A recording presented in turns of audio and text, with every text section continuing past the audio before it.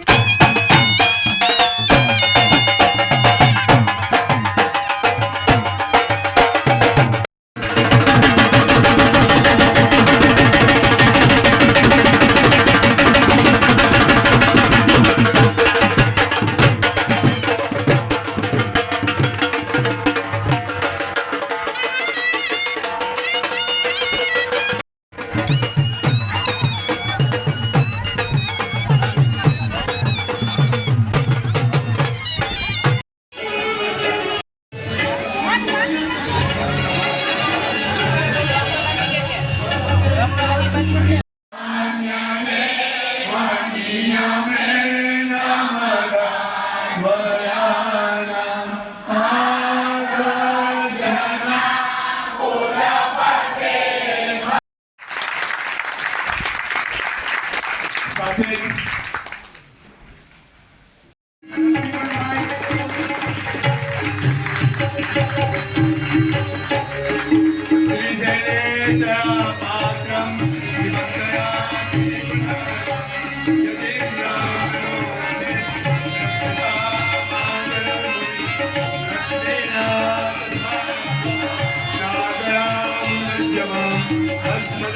કરવી છે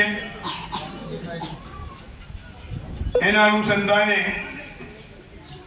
પહેલે આપણો સૌથી પહેલો કાર્યક્રમ કર્યો શંકુ પૂજન અખંડુન કરી, ત્યારબાદ લક્ષ્મીનારાયણ યજ્ઞ કર્યો, 118 યજમાનો દ્વારા સત્યનારાયણ ભગવાનની કથાનું પૂજન અર્ચન થયું અને આજે એક ત્રીજો સુંદર શુભ માંગલિક પ્રસંગ કરવા જઈ રહ્યા છીએ, શ્રીમદ ભાગવત સપ્તાહ. મનમાં વિચાર આવ્યો, એ વિચારની પ્રેરણા આપનાર પરમ પૂજ્ય ભાગવત આચાર્ય પૂજ્ય શ્રી ભાવેશભાઈ રાવળ,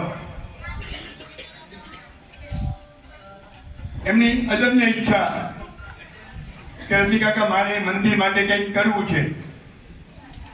મારા મનમાં જે વિચાર હતો એમણે અનુમોદન આપ્યું, પ્રેરણા આપી, ઉત્સાહ પ્રેર્યો અને આજે આપણે સૌ આ કાર્યક્રમનો લાભ લેવા જઈ રહ્યા છે. અંદર એક ગીત આપણે જ્યોતિર્ભાઈ બહુ વગાડતા, તો બધા વગાડતા હતા. હા, એક ગીત છે વેણુ વગાડ, વેણુ વગાડ, વેણુ વગાડ, વેણુ વગાડ,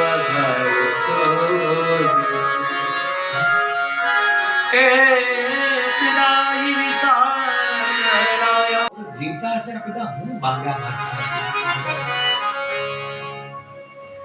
આપણામાં 120 વર્ષ જીવતા હોય એવા લોકો નથી જોયા.